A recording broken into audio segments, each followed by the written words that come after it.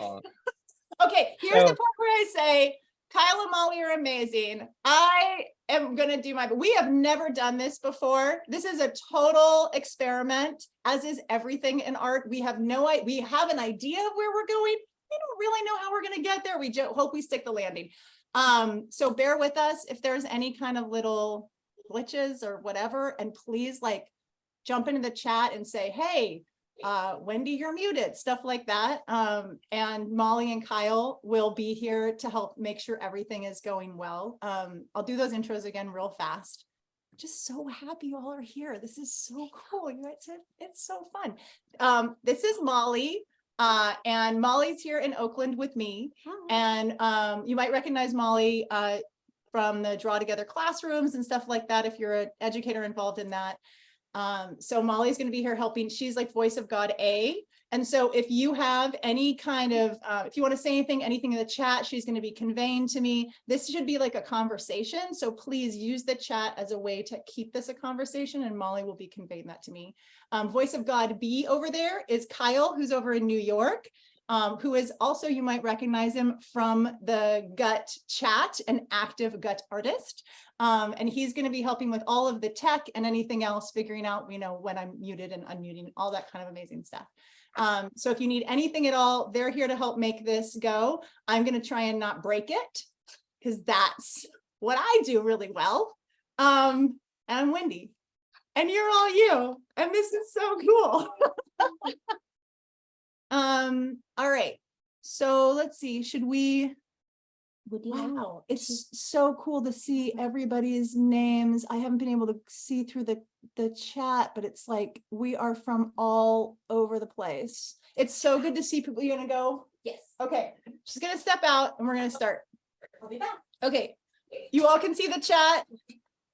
Wait, Molly, can I ask one more question? Sorry, guys, this is what's gonna happen because we're figuring it out as we go. Is there a way that I can pin it so I'm not seeing everybody, but so I can close, you know what I'm saying? Mm-hmm. Yes.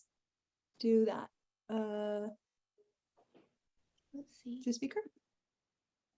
There. Oh, but then pin me. Let's pin. But will it switch back and forth between cameras then? Yes, it should. Okay, when you start sharing. And then you want to share it? Yeah, let's do it. Okay, cool, because it should be sharing this view.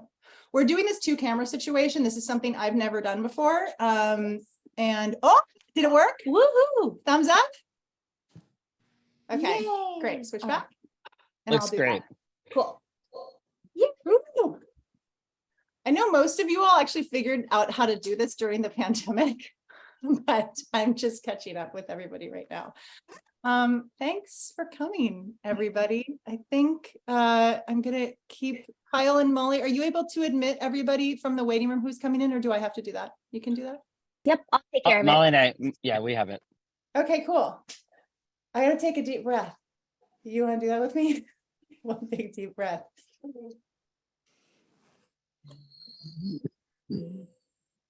Welcome to the first Gut gathering.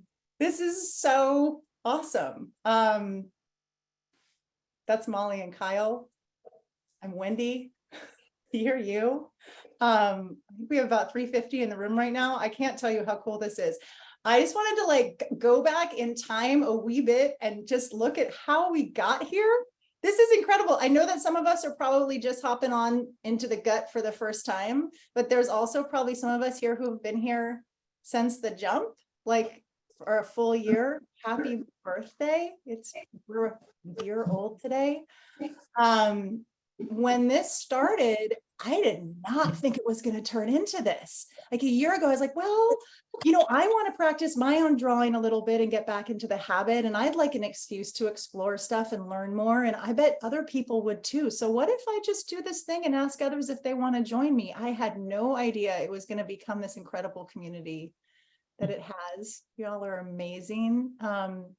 If people are, I know a lot of you are active in the chat. That's where we share our artwork every week. If people aren't, I encourage you to go over there if you're doing the assignments and share your work, or don't share your work, but just go look at the incredible community of support and love and creativity that has developed there. And it's so good to see so many of your faces connected to your names now. And I hope we'll take a minute in a few minutes where you can go into breakout rooms and actually meet each other for the first time. We're going to do a bunch of drawing, but I think it's really important, since we've all been in communication virtually, to be in a real life, virtual live space together. It's the best we can do when people are in Tasmania. Hi, Tassies. It's really awesome. So, okay, here's what we're gonna do today. I said it's gonna be an hour. It will probably go long. If you need to jump at any time, jump. We're recording this thing. If it's a hit, great. I will be so happy to share it. If not, it will be a learning process and it will be better next time. But either way, it will be up, recorded for everybody, all GUT members to see in the future. So if you need to go, that's fine. It'll always be there. So we are going to do some breakout rooms of 6, I think. Is that what we landed on? Small, 4, 6. I leave that up to the voices of God. They are going to put you in some breakout rooms soon so that you can meet each other and get to know each other a little bit. And then we'll come back and then we will begin the drawing. I'm going to do a demo of watercolor stuff. Did everybody have a chance to check out the materials this morning? Y'all see that? Sent out a big old email about stuff like this. And we'll go through some materials really fast just to make sure everybody has their situation set up, a little mise en place. Is that what it's called? But for artists. I'm going to do a demo of 6 different ways to watercolor, some technique, show you a little bit about how I do it. Then we'll have some time for a free draw where we just actually get to draw and paint together, just with some music and hang out. Awesome. And then we can go back into those breakout rooms if you want. We'll figure that out when we get there, do a little review and wrap up. Sound good? Thumbs up? Are we all back in? Think so. Oh, because it was, okay. If everybody's back in, thank you. You're welcome. You're close to full, so I would go. Okay, You've got cool. Everybody. In case anybody has come in recently and missed it, that person who just stepped in was Molly, and this person who's raising his hand right now is Kyle. These are the voices of God. If you have any questions, please put in questions in the chat and they will relay them to me and out loud. This should be a conversation, not one of these one-way things. Everybody's back in the breakout rooms. I hope that went well. Did you all meet people? Did you connect with people? Maybe you recognize some names. I hope so. So cool. And the question was if there was a tip that that you wanted to share about restarting or sticking with a creative practice. So those are going in the chat. Amazing. Thank you. We will gather all of those and share them out, because I've heard from a lot of us, and we've all talked about this a bunch, that so many of us kind of drop off for a little while. I know I did, and that's why the GUT started, was because I was looking back to get back into my own daily practice of drawing. We all do it. Do not beat yourselves up. I try not to beat myself up. We can all learn from each other and support each other, and that is what we do at the grown-ups table. We do that, and we draw, and we don't talk this much. So I think it's time to start drawing. Yes? Painting? Yes? Okay. Any last things before I begin? Voices of God? We're good? Cool. Good. I'm going to just show you my situation now, switch this camera, and I'm going to talk about materials for just 2 minutes before I start to get messy. Okay. If you saw in the GUT newsletter today, I did a whole materials review, the most kind of basics of watercolor. This stuff can get super fancy. It does not have to. You could use those little sets that you get in, a kindergarten class, and you'd be good. But what I have here, and hopefully something sort of what you have in front of you, it's like a chef station. You kind of have to lay it all out, right? So let's just get your station set up. If it's not, doesn't have to look like mine, make it work for you. Watercolors. This is my set. This is what it usually looks like. This is me trying to impress you all, okay? It doesn't matter how you do you. No rules in art. Paper. I'm using a multimedia paper, not the super fancy kind. This is like a really basic paper.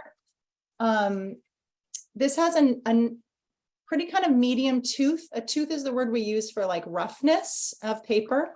Multimedia paper is pretty absorbent. It works well with multimedia. This is fancy watercolor paper. This is hot press. That means that it's super smooth, like real smooth. And you don't see any texture of the paint when you work on this. And this is cold press, which, as you can see, maybe is very rough. It's like that traditional watercolor look. So whatever kind you're using is great. Again, it doesn't have to be fancy, but it just does have to absorb a little bit. There's 2 brushes. You can have just one brush. This is a round brush. It's a pretty, this is a number 10. The sizes, as the numbers get bigger, the brushes get bigger.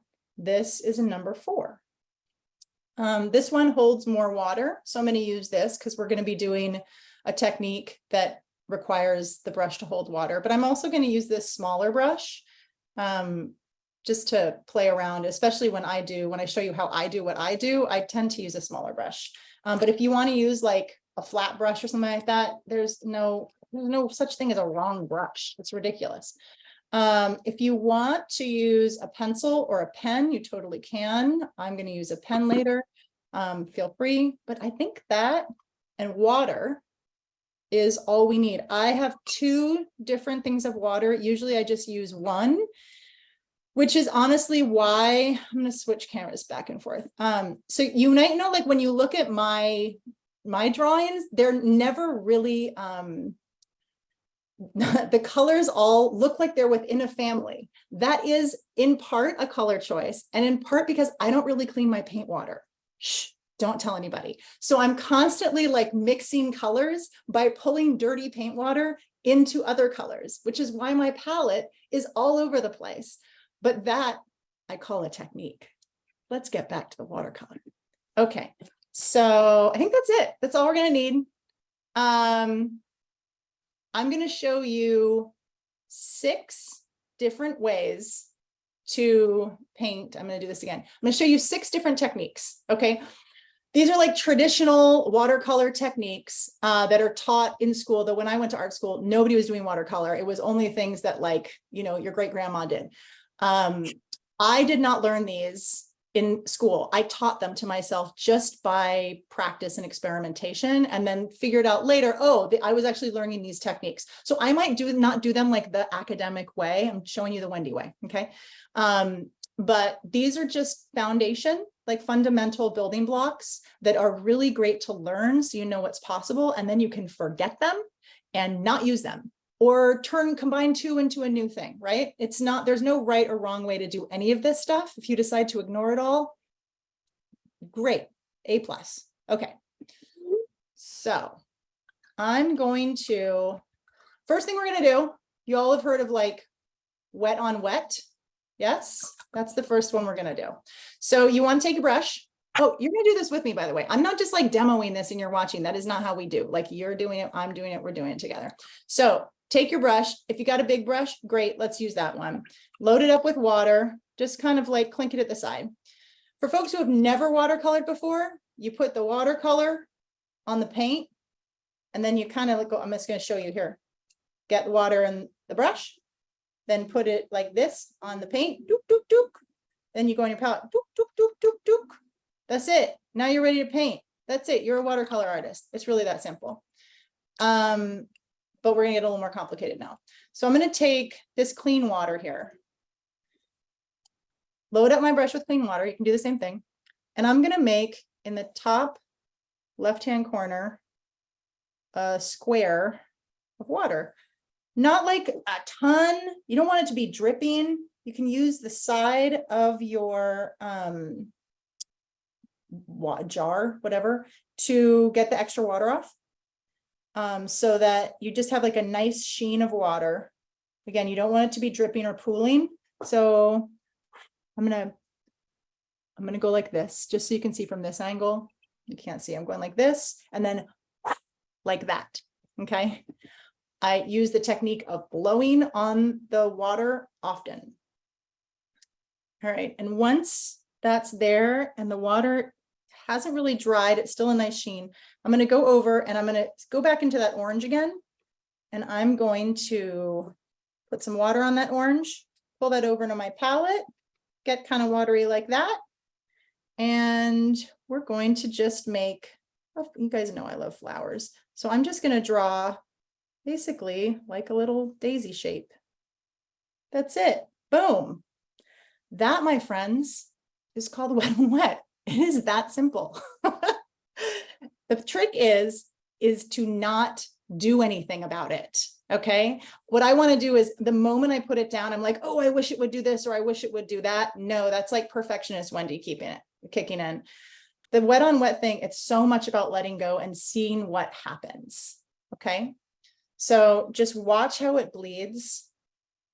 If you want to then go and maybe add just like a little bit more of the paint, you can dot it. Try making like little dots, maybe towards the center, and see what happens. If you want, I'm going to even go and pick up a little darker color here. I got kind of like a red color, and I'm going to put that in the middle and do a few dots and see what happens. This is where it's helpful to have a little bit of like color knowledge, which, by the way, like I don't really have, I'm like not a color person. I'm not great with it. But this is where it's helpful to have a knowledge of like light and dark value, stuff like that, which we will be starting next week. Because you can start to get like a gradation going there. Okay, if there's any questions, it's super basic. I'm sure everybody has done this before in their own experimentation, but now you know that's called wet on wet. If there's any questions, throw them in the chat. Molly and Kyle, take them on over to me. Okay. I have a couple for you if you are open to answering some at the moment. Yes, absolutely. Well, I write wet on wet. Perfect. We got a question from Barb asking if you can speak about light fastness. Barb said she hates that watercolors fade away when near light. Any solutions? No, there are no solutions. Welcome to watercolor. It's what it is. The only solution is to get a glass when you frame something that makes the UV rays not come through and not fade it, but it's just the nature of the paints. Unfortunately, there might be stuff that museum folks know that I don't, but it's the nature of the paints and inks also. Okay, great question. Thank you. All right, next one we're going to do is called wet on dry. So I'm going to go and take same orange. I do like a good orange. And see how I'm just like grabbing. If I were a less messy person, I would have been leaving one of these clear and one of these color, but I didn't do that. But I'm going to gather some here just so I get the right consistency. For me, that's kind of not too wet, not too dry. And I'm going to draw the exact same shape. I say draw, I mean paint, but I consider everything I do a drawing. So I'm going to use that word here. That is the exact same thing that I did there, but there is no water underneath. So this is called wet on dry.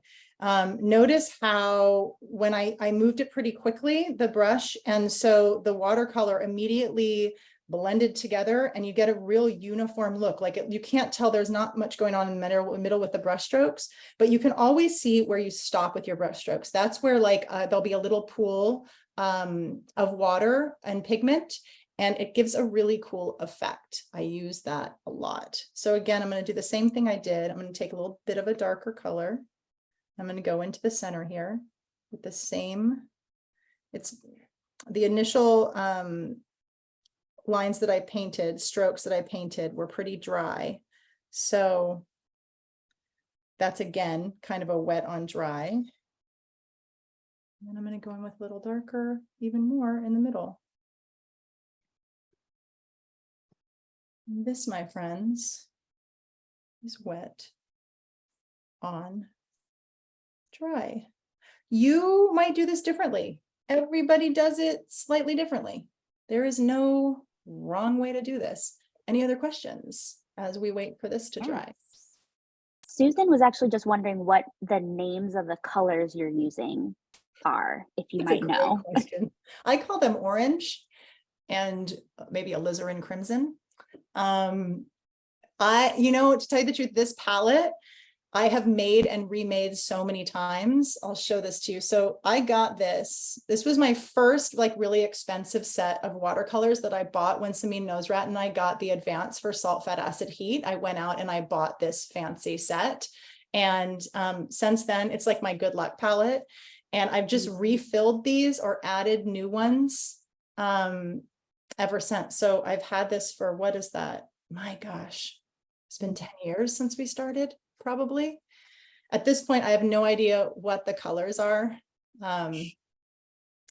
But when we do the color kickoff with Lena next week, we're going to do an exercise where we color chart our palettes. That's the first thing we're going to do. I guess I shouldn't have told you that, but that will speak to like the question of what is the name of the color, how do we identify it, and what can we do with it? So good question. Thank you. We had another question for you, Wendy, if you don't mind answering. Yeah, one more. One question was, do you work flat or vertical on an easel? It seems that gravity isn't necessarily your friend with watercolor. The worst. I mean, it's the best question because like the vertical situation, so I tried to do a huge like mural once for somebody and I couldn't figure out how to do it because I couldn't do it flat because I couldn't actually reach over. And then I tried to do here, the entire thing dripped. Great question. I work on a slightly tilted drawing board that's at about this angle. That's it. So it's not at an angle enough that it that anything slides or that water drips. It definitely does pull down a tiny bit, but it gives me enough of an angle so that I am not getting that. When I draw flat or paint flat, I do that thing that we all do because we're looking at it from perspective, right? Remember when we did the perspective thing? If we're looking down and we're looking out like this, sometimes things we'll drawing them much longer than we think we are because we're looking at it at an angle like this. But if we tilt it up a tiny bit, we get a more accurate representation of how it's going to look when we put it up on a wall. But not at such an angle that anything is dripping or pooling too bad. Great question. Okay, I'm going to move on to the next one. So this is, the next one is we're going to need a dry brush for it. So grab, So grab, if you have like a towel or a tea towel or a paper towel or anything like that and dry off your brush. So it's maybe a tiny bit damp. Still need a little bit of water in there. Okay. Little bit damp so that it picks up some pigment. And then go over to that color we were using before. And just with the tip of the brush, pick up some of that paint. We're going to get a real different kind of effect here. Okay, so the kind of brush we're using when we do this really determines the outcome. So ready? We're going to do our 5 strokes. 1, 2, 3, 4, 5. And I go in close. Dry on dry. I mean, would you do this for a painting? Let me rephrase that. Would I do that for a painting? Probably not. But one of the things that's super cool about this is the texture. Okay, it's a really great way to play with texture in our work. So I'm going to dry this again, and then I'm going to go back over here, pick up some of this darker color, put it in the middle. Oh, that didn't work.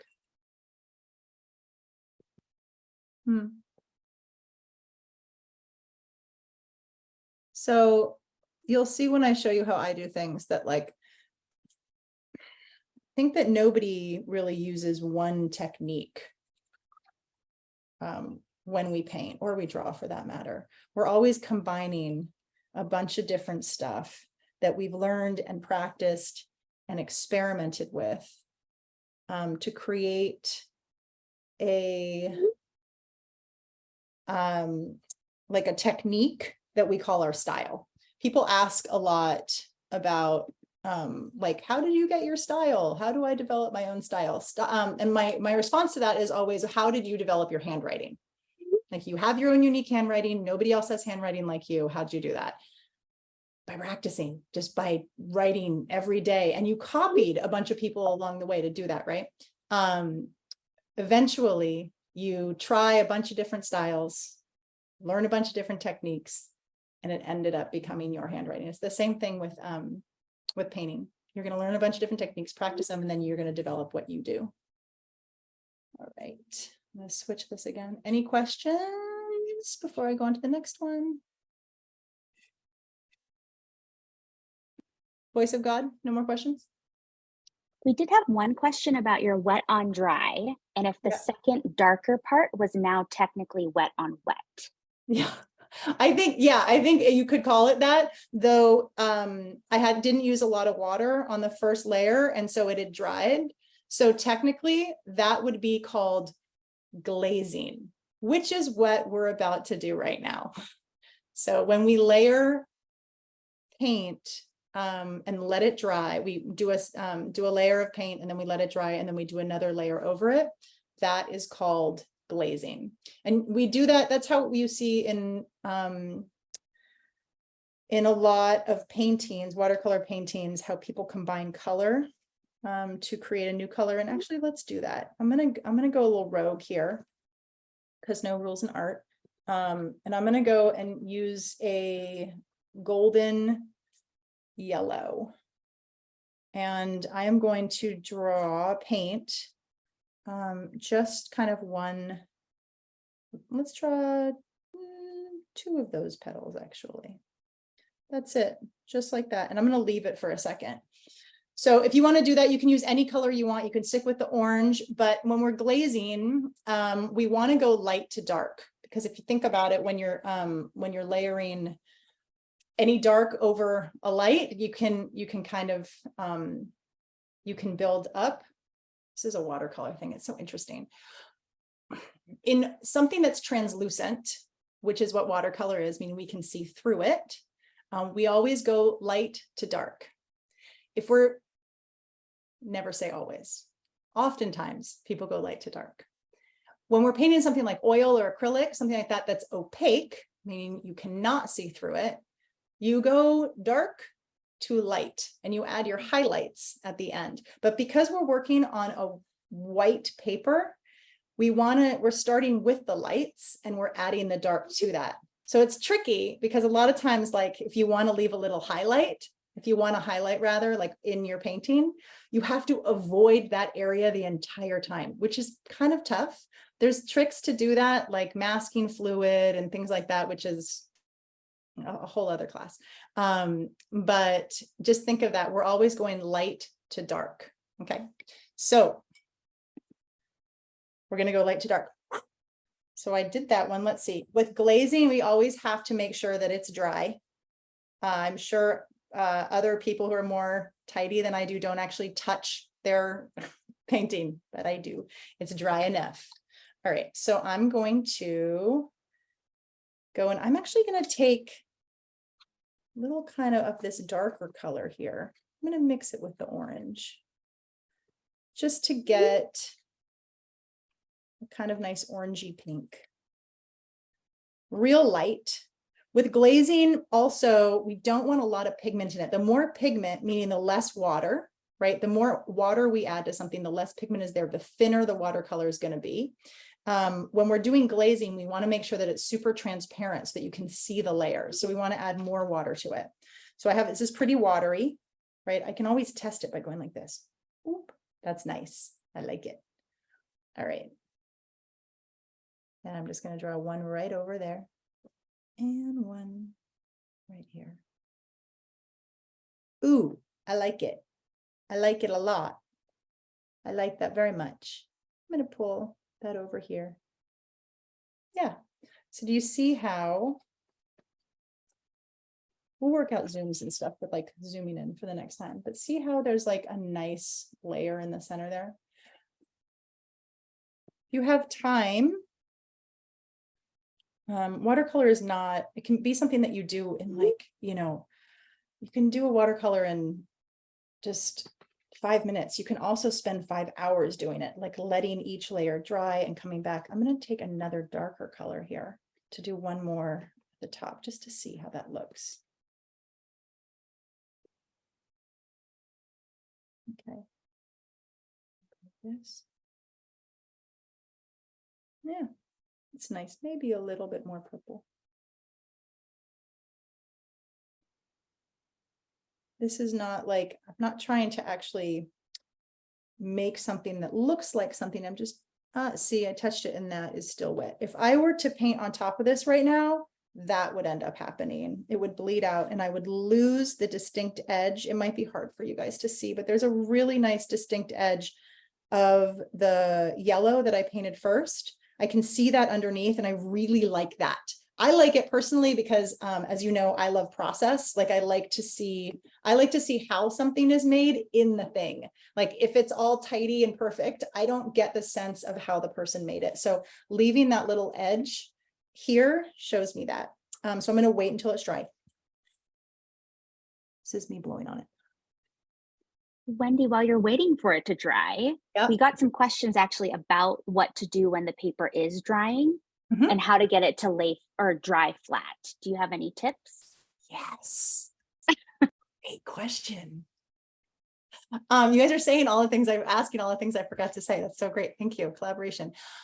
Yes, that is why that question is exactly why this watercolor, this fancy watercolor pad and many fancy watercolor pads are made with a glued edge all around the side with a little hole in the middle so that when you paint on it, it's stretched flat and it can't buckle. It's actually glued down on the sides. And then after you're done, you take a palette knife, which I don't have with me, or whatever, your finger, and you run it along the sides and you rip it off after it's dried and it will be flat.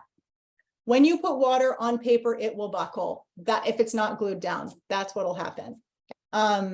So another way, if you don't have the fancy watercolor paper, which you do not need, okay, is tape. You can take any kind of paper, watercolor paper, or paper that's heavy enough to hold the water, and then tape it all around the outside. Make sure you use a tape that's like a masking tape that that can peel off without ripping up the paper. Tape it down tight.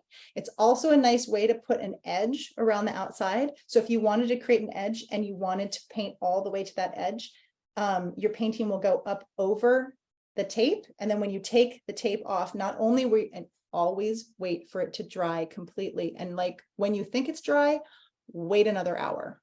Okay.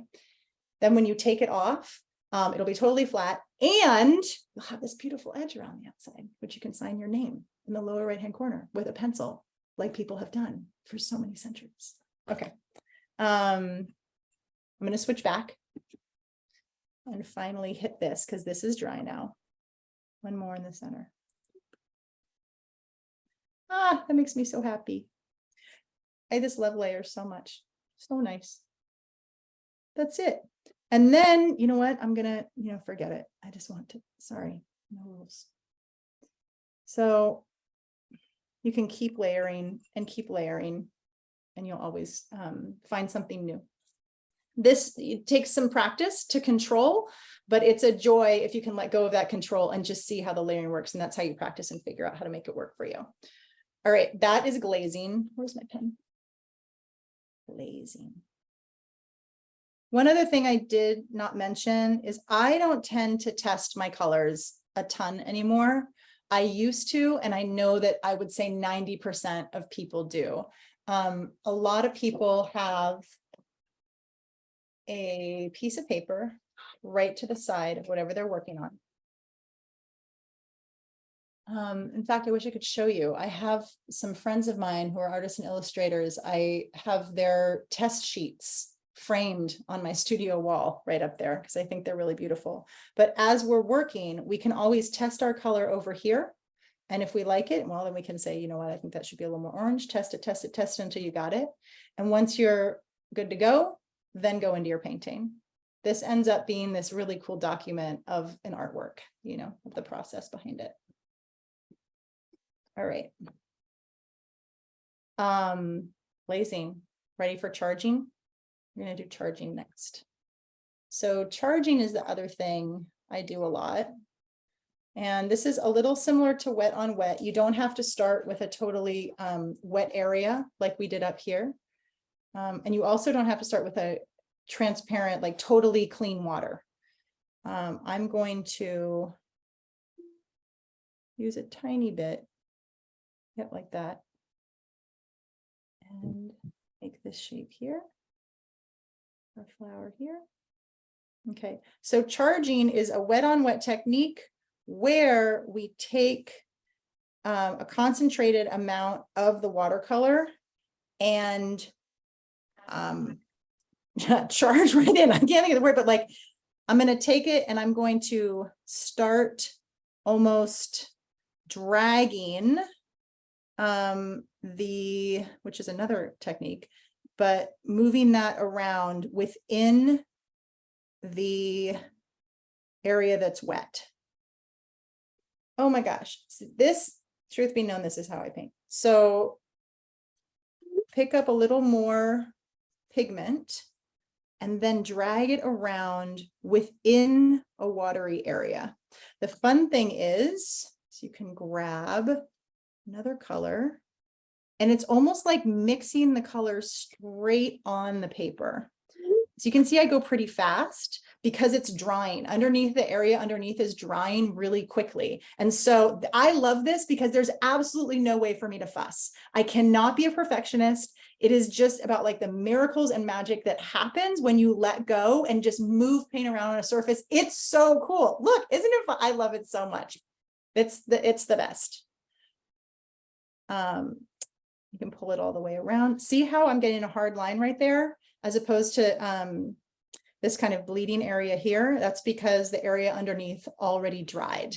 So it's really working, I don't want to say against the clock, it is working with the clock and getting to know water and your mediums, your paper really well. Every paper you work on is going to be a little bit different, have a different absorbency. Every brush you use is going to hold a different kind of amount of water. And so really it's just practice and getting to know your tools, and it becomes like playing an instrument. This is where you can like go jazz, you know what I mean? It's super fun. Okay, that is called charging. Voice of God, any questions? Oh, we had a question of wait, why don't you use test strips anymore, Wendy? Why not the test strip or the test paper? That was me getting kind of like busted for people. That's such a good question. Why don't I use test strips anymore?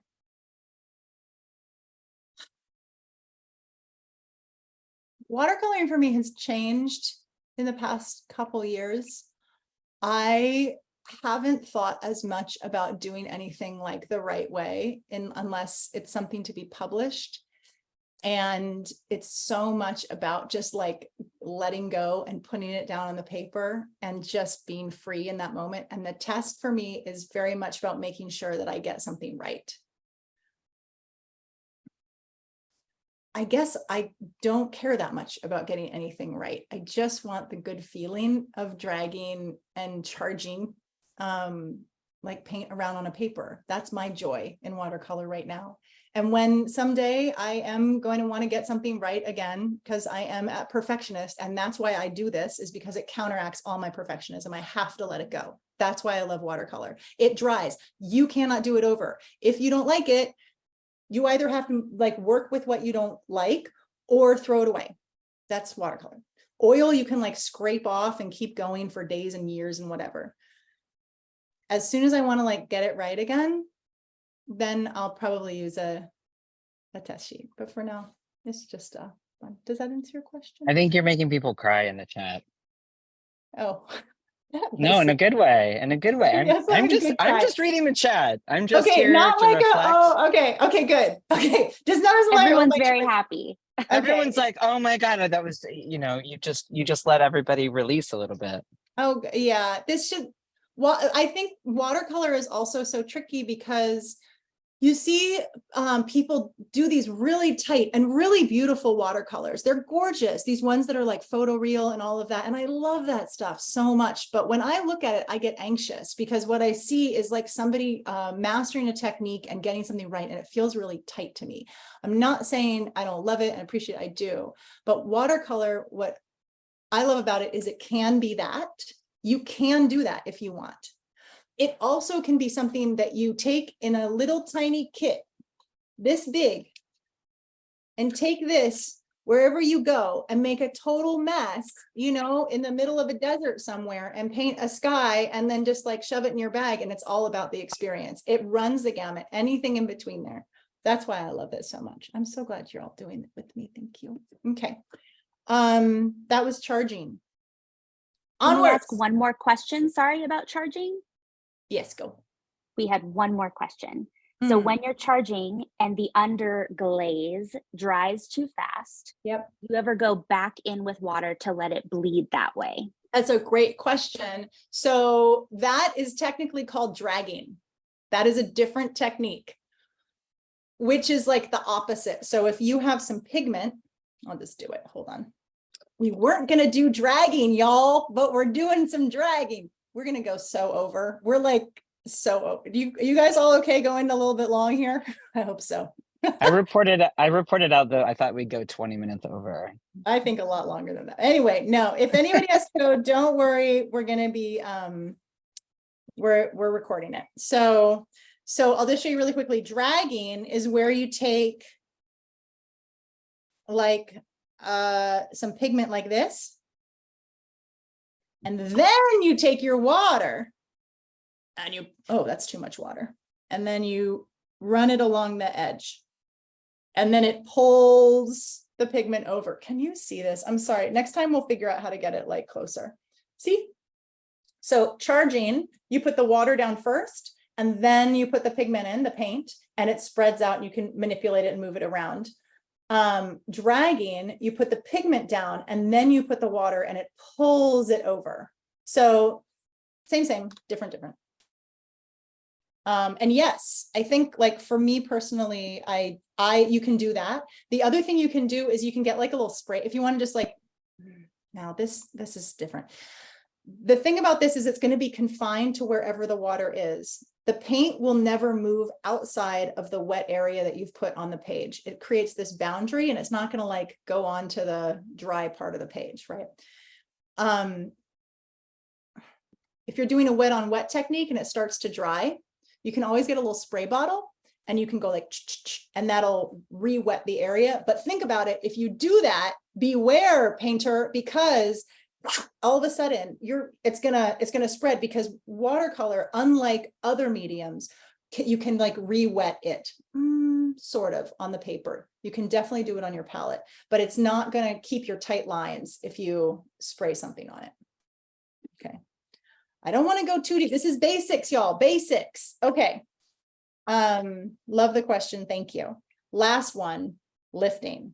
All right, so with this, I'm just going to mix it all up, just get some like a uniform orangey color. And I'm going to pretty wet. And I'm going to do wet on dry with some pretty good moisture. That's nice. Great. Now lifting, I'm going to take my brush. I'm going to show you what I usually do. I'm going to admit this to you. I'm going to tell you this because we're family. What I usually do, I put my brush in my water and then I go like this. That. Don't do that. Okay. What you should instead do is take this, goes in your water and go like that. It does the same thing. One is really not healthy and the other is. You choose. All right. So once you have a dry brush, then you go and you start lifting the paint with your brush because it's osmosis. Is that the word for it? I don't know. I think so. Where there is less water, that it will go, right? So there's less water in your brush, and it will pick up, absorb the water from the painting, and you can pull a paint and create a lighter area. So if you want to create a highlight, let's say you painted over something and you want to work with value shading, you want to make it lighter, lifting is a great way to do that. You can also go around the edge. I'm gonna make a little, oh my gosh, I love doing it so much. See? So pretty, right? That's called lifting. Lifting. Okay, wet on wet, wet on dry, dry on dry, glazing, charging, lifting. Yay, you did it. Did you do it? I can't see, but I hope you did. Okay, tell me in the chat if that all made sense. And then I'm going to show you one more thing. We had one quick clarification of what is the technique between charging and lifting called? Oh, dragging. Sorry, I forgot. I taught you dragging too. Let me write that down. This two camera thing's really fun. Dragging. Yes, and dragging. Y'all learn dragging. So cool. That's 7 techniques. 7 techniques. Again, you could do an entire painting with one technique.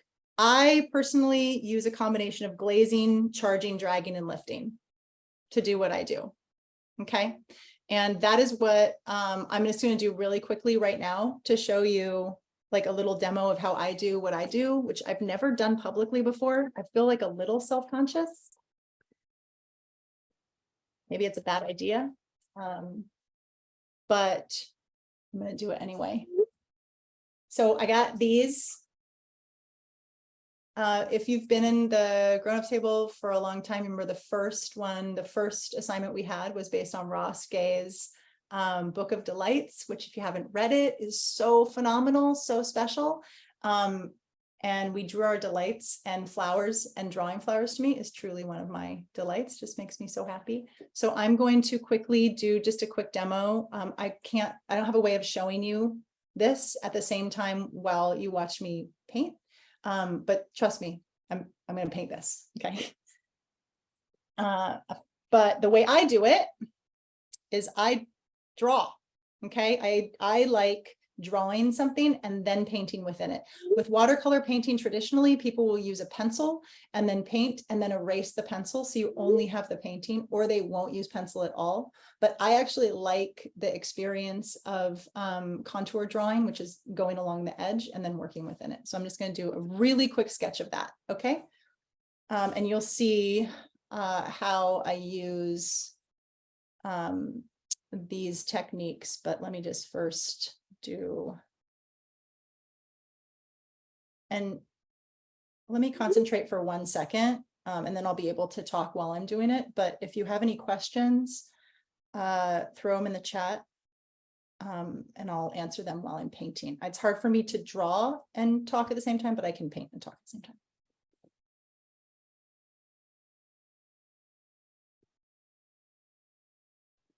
We got a question of what kind of pen you're using when you're ready.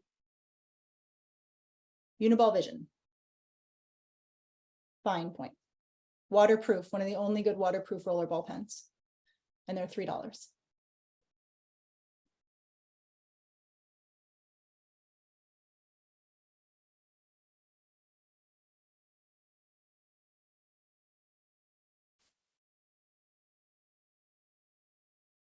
Oh my gosh, of all the flowers to like draw live, I choose dahlias.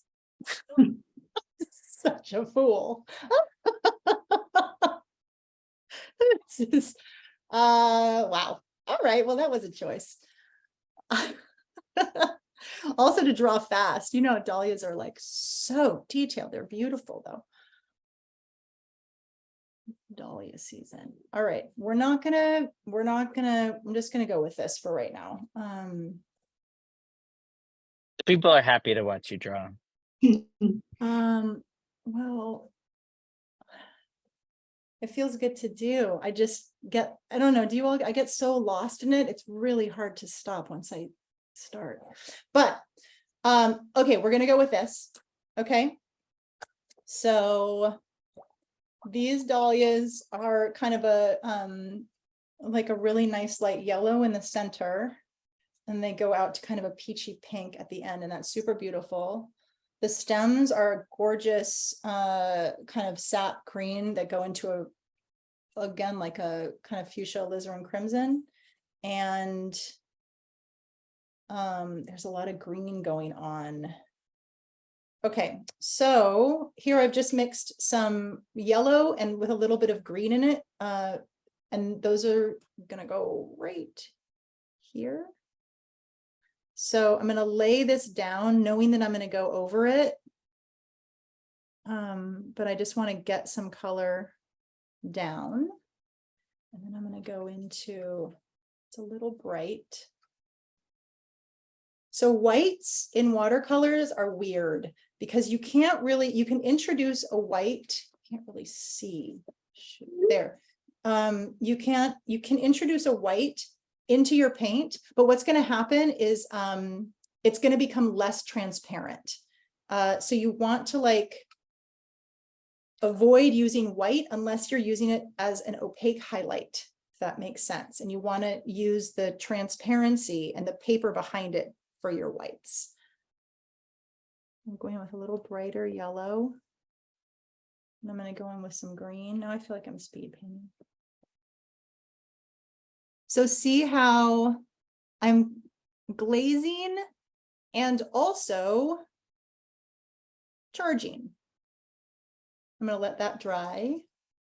I'm going to change my brush. I'm going to use this smaller brush. This is from Case for Making. I love Case for Making, in case you couldn't tell from that post this morning. I swear it is not a sponsored situation. I just love them. They're wonderful, locally owned, independent artists who support artists. And they make these great travel brushes. So see. Ooh.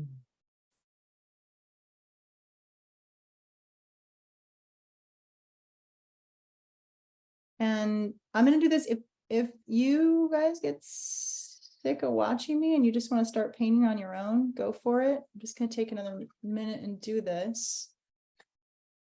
And then we're going to paint on our own and together anyway. So if you want to start now, go for it.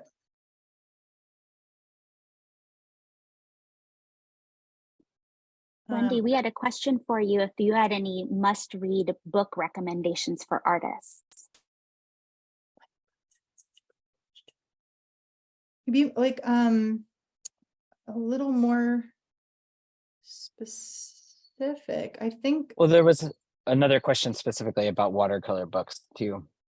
Okay, let me say one thing about the just general art. There was a book that I suggested recently called Your Brain on Art, which is not about how to, but it's about like the why and how we are impacted by art, by looking at it and by making it. And I think that is a really important and valuable book to read as creative people, just to know how healthy it is that we're doing what we're doing.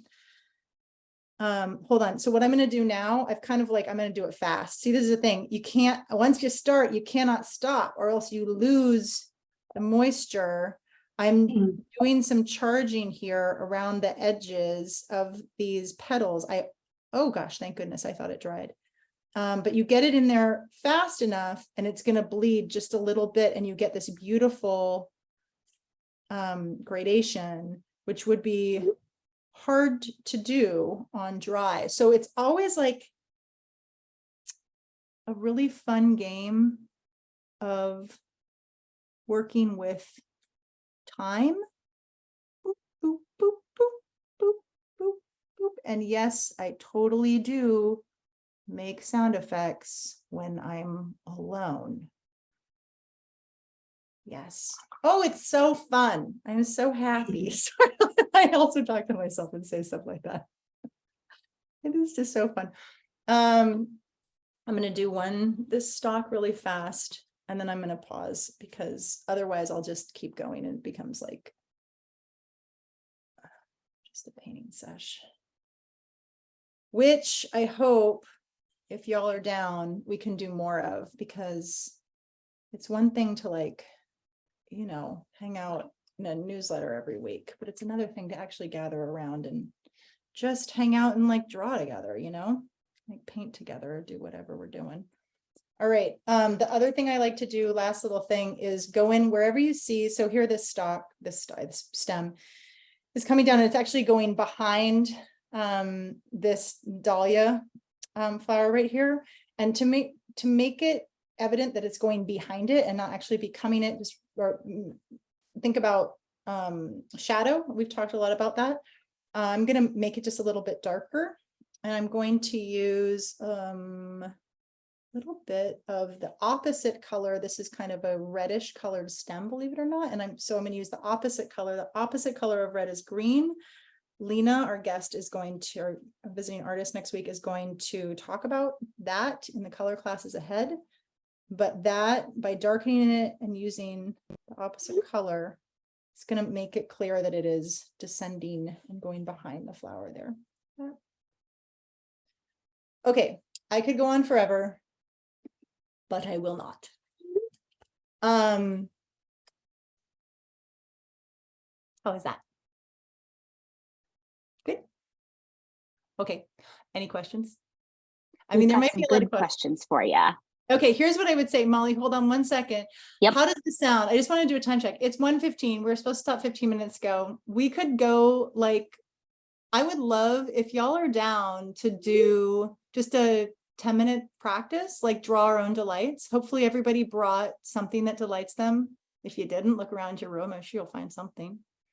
And we can just do like a free draw, paint together, and I can answer those questions. We can all just hang out and practice. Sound good? Yeah.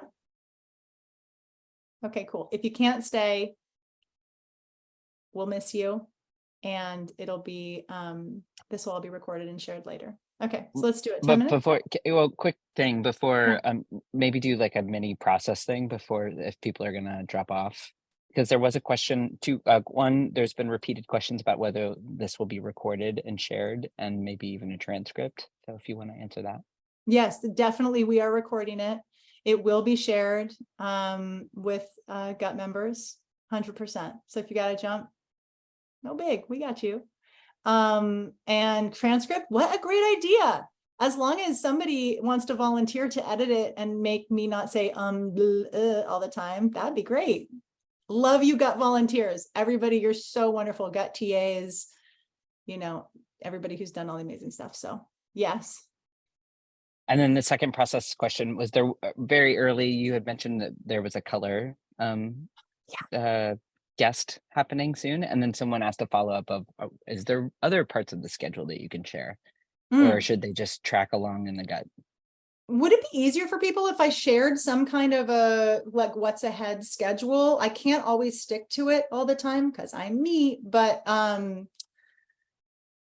you could let me know. Maybe, you know what, if you want to, don't share that in the chat right now. If you have any of those suggestions or ideas or questions about larger kind of gut systemic stuff, why don't you put them in the comments of this newsletter that just came out today, and then we can talk about all that stuff there. Okay, but I'll tell you that Lena Wolf is an amazing artist who teaches color classes. She has like major in-depth workshops, and I'll tell you about that next week. But she is going to be our like color expert, our visiting artist for color, and we're going to do a series with her because learning about color, you really have to get the foundation and build on it in order to understand it in a way that we can make deliberate choices about color. So she's going to come and do a series, and we'll space that out probably for the rest of the year, probably do 4, I think, maybe take a break in the middle. But next week we're going to start, and we're going to start by getting to know the colors that are in our palettes of whatever medium we're using. Watercolor, great, but if you want to do Prisma pencils or whatever you like to use, that will be your palette, and then she'll help you understand your colors there. So Lena's great, and she'll be our visiting artist next week and for a couple other times in the year. Cool. All right, how about this? With that, I think let's just take like 7 minutes. How about that? 8 minutes, and just I'm going to switch my camera, and I'm going to keep drawing flowers. Whatever your delight is, you do that. We were going to do music, but I don't know. It didn't sound great as the tech guy over here. Okay, well, we trust the tech guy for sure. Are you so open to there's- answering questions while you draw? Oh my God, am I open to talking and painting at the same? Yes. If Okay. anybody has more questions or whatever, by all means. We got a question for you if you ever work in plein air. Oh, absolutely. Like most stuff is plein air. Wait, that's not true. Most of my drawings are done in plein air. So plein air, for folks who don't know, that means outside. And there's a whole history of people taking mobile studios out, which, can be like a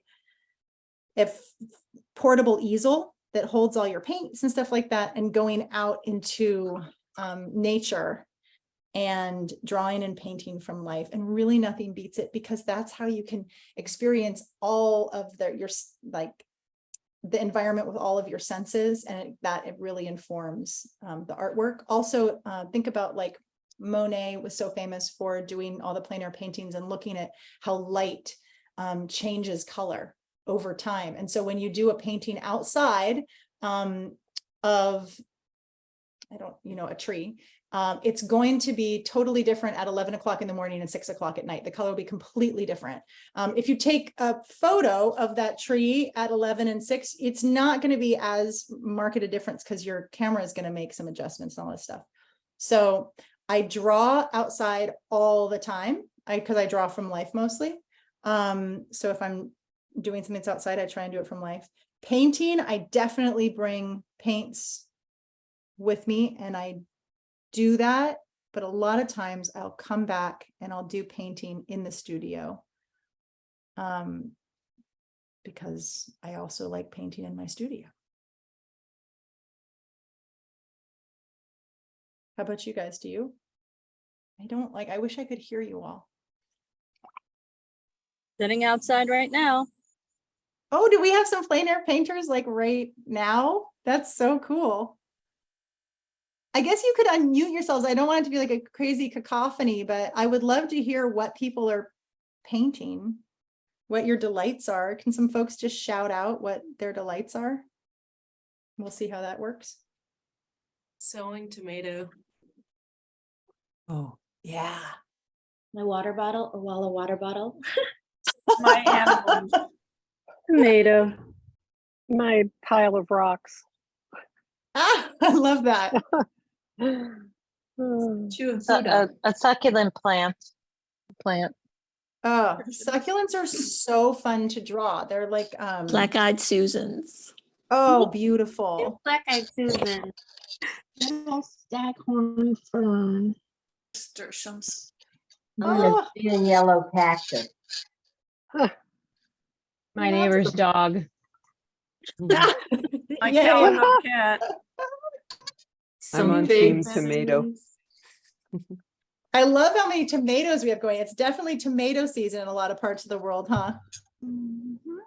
My desk lamp. Trusty desk lamp. That is a delight.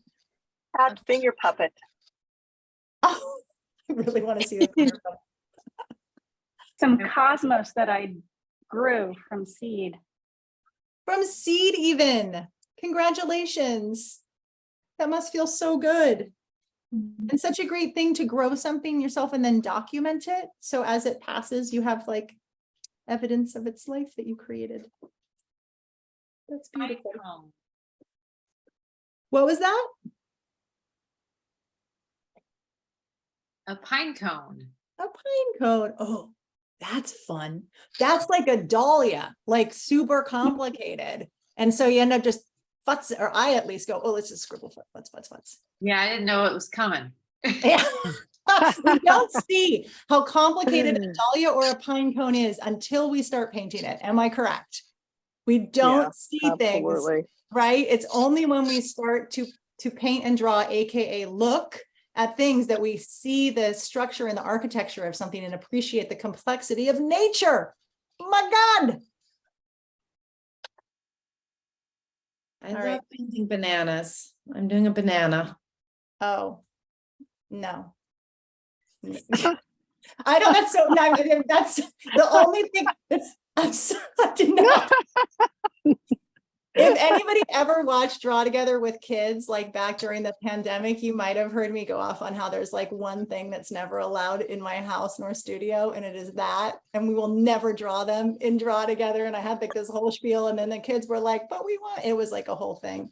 But you do, you know, rules, and I so respect your banana drawing. Sorry. Line contour of my hand. Oh, cool. I love it. Are you drawing it and painting it? Yes. Oh, I can't wait to see that. A snake plant.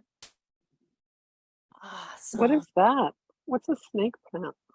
They're like the really tall, like skinny plants. They're just one of my favorites.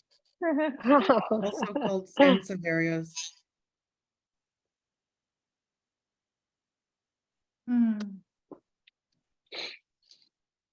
I'm drawing something called Carrot Daucus. It's kind of a lacy flower that's in the parsley family. Whoa. Hard. I can't. Yeah, it's hard.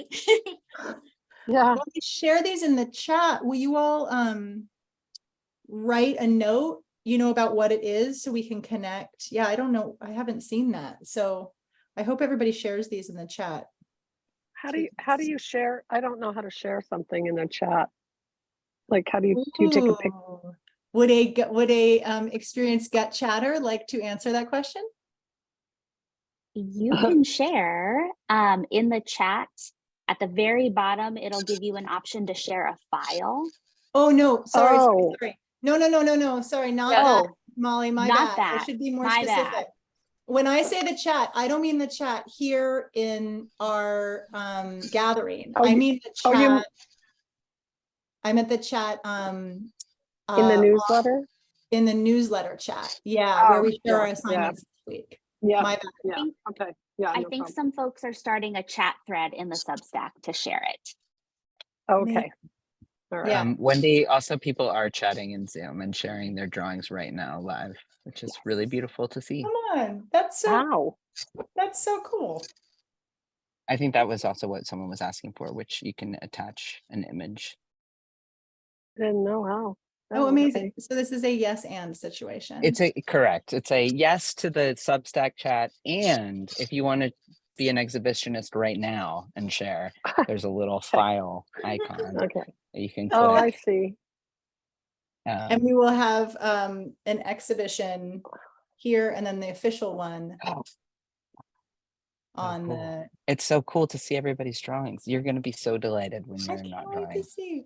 All right, I want to be mindful of time. We should really stop in about 5 minutes. So we have a choice here because folks are sharing in the chat here. We were thinking about doing breakout rooms so we could all show each other work and kind of check back in to our breakouts from before.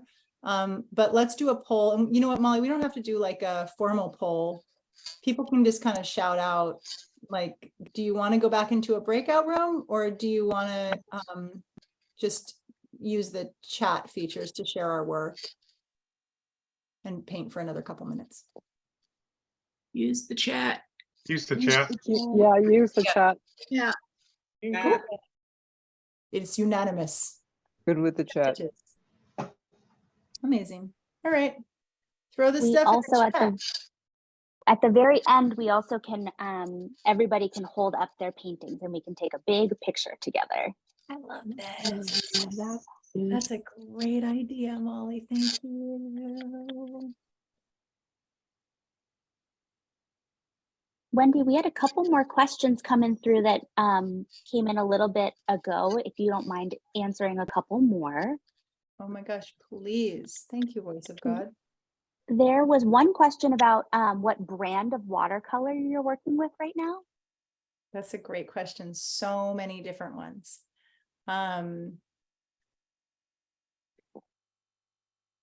The kit is Sennelier. It started with Sennelier. Since then, I've added a lot of Daniel Smith, a smaller company, although I don't know if they're so small anymore. I think they got purchased by somebody. But Daniel Smith's really nice. Case for Making, they make all of their own watercolors in-house. There's a bunch of those in there. So I mentioned this in the newsletter. But this is, oh wait, somebody's saying something? Yeah, you can totally interrupt me. Nobody? No? Okay. I am, see how you can pull these out? When you buy a kit, these are not permanent. You can take these little cakes out and you can swap them. You can essentially build your own, just like I did with this. This was an empty tin that I filled with colors that I wanted. So over time, this kit, which started as a Sennelier, has become also like, what is it called? Gumbacher and Winsor and Newton and, you know, Daniel Smith, Case for Making. I think there's everything under the sun in this kit. Yeah. You do you. Okay, one more question, and then I think we should probably finish up because I could just stay all day. But We got one other question for you. Okay. Do you always directly draw with your pen, or do you sometimes use pencil first for more complicated subjects? Great question. I'm going to switch off this. Excuse me, I use pen, I would say 92.6% of the time, because I like to draw. And what drawing means to me, drawing and painting are two different things in my mind. Okay, don't like tell the art police I'm saying this. In my mind, drawing is very much about edges and about contour drawing. It's about like looking at where things begin and end and shapes. And I like looking at the world and noticing details through finding edges and creating that drawing. And then I paint and put color into that. So I consider the paintings I do drawings. I just say I draw with watercolor. Painting is so much about color and light and about building. So it's looking, when you go and you look at the world as a painter, you look more at light and form. And as a drawer, I look more at edge and shape. Form and shape. Shape is two-dimensional. Form is three-dimensional. So if you're a painter, you're thinking a lot about light and color and form. And as a drawer, I'm thinking a little flatter and I'm thinking about edges. Make sense?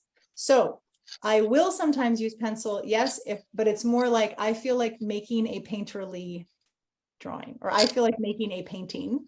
Like I have an idea of I want something to look a certain way, and then I'll use pencil as a technique to make it look that way.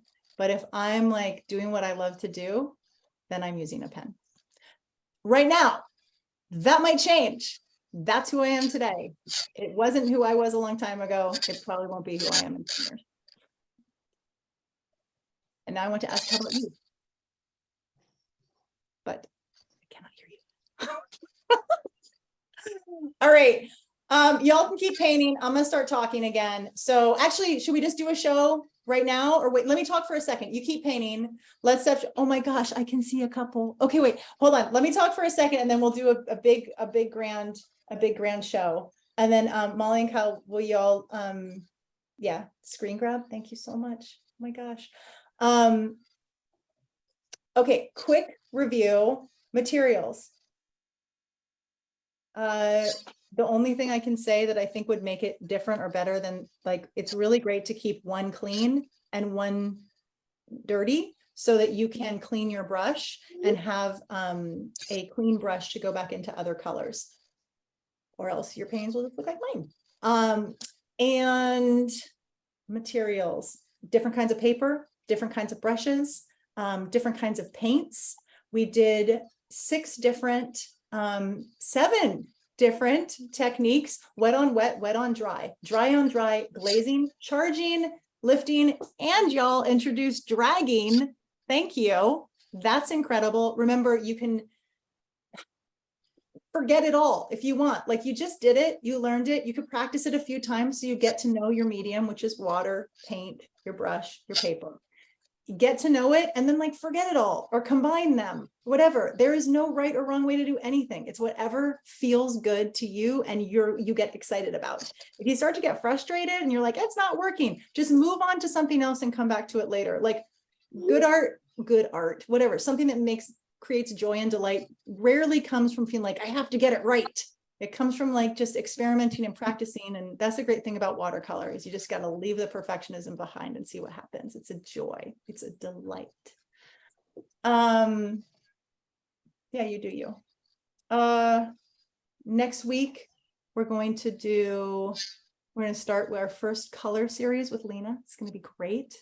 She's gonna be our visiting artist. It's not gonna be video. It's gonna be in, all in the regular newsletter. But if this worked for people, like, maybe we'll figure out something with her in the future. We've got other great guests coming up too. I feel like this is the first time everybody's met in person. We're all over the world. It's amazing. Thanks for showing up. If you want to stay in touch in any way, I haven't been able to figure out how to create, like, local groups. Kathleen, if you're so amazing creating that map, we're all over the world. You can go back and see that in the newsletter.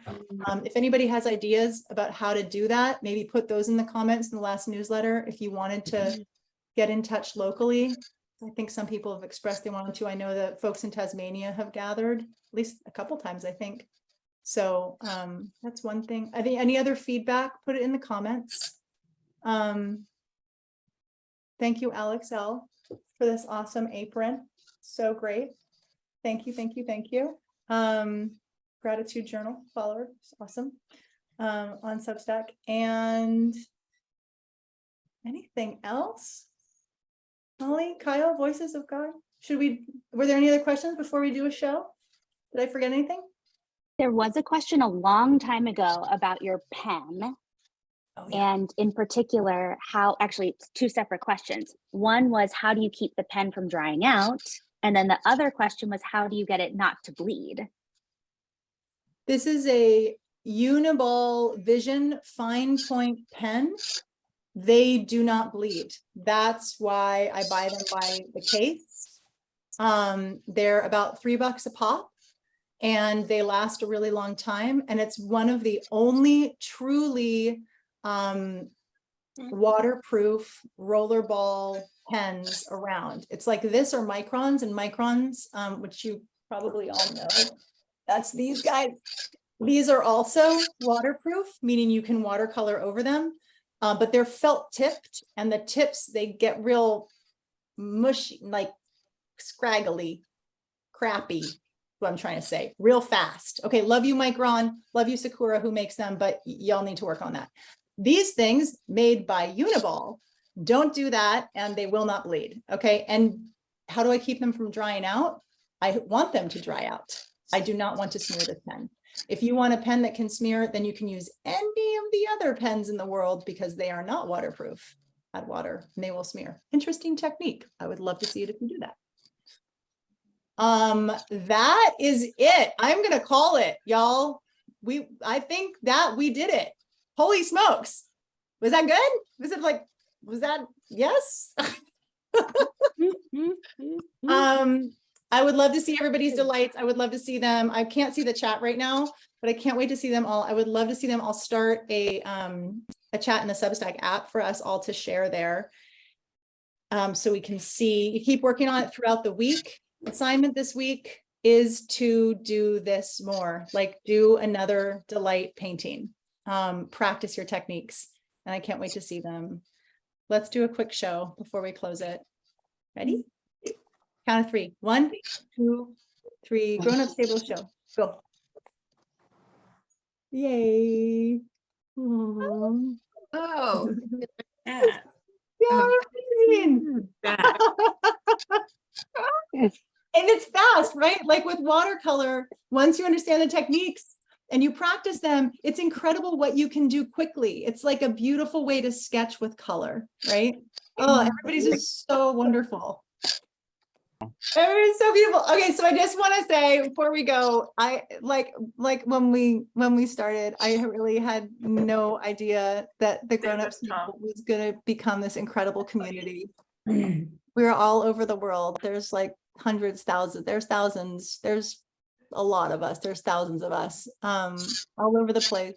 And it feels so great to like be in conversation and in community with you all. I can't even tell you. And I think I mentioned this in a newsletter like a month back or something like that. You all saved my butt. We all have really hard times. I had some, you didn't know it, but having this community show up and showing up for you and you all showing up for me and each other every week brought me through that and kept me in a creative space. And I hope that it can do that for all of you and that we can keep each other imagining and learning and being curious and connecting all over the world. And we have so much fun stuff ahead this year. So thank you for being part of it. Tell anybody, we are growing. Come join us. And thank you. That was our first gut gathering. Y'all, we did it. Bye. Thank you. Thanks, everybody. Thank you. Thank you. you. Spasiba. Thanks, everybody. Thank Thanks, you. Wendy. Thank you so much. Thanks, Y'all are great. Thank you. Thank you.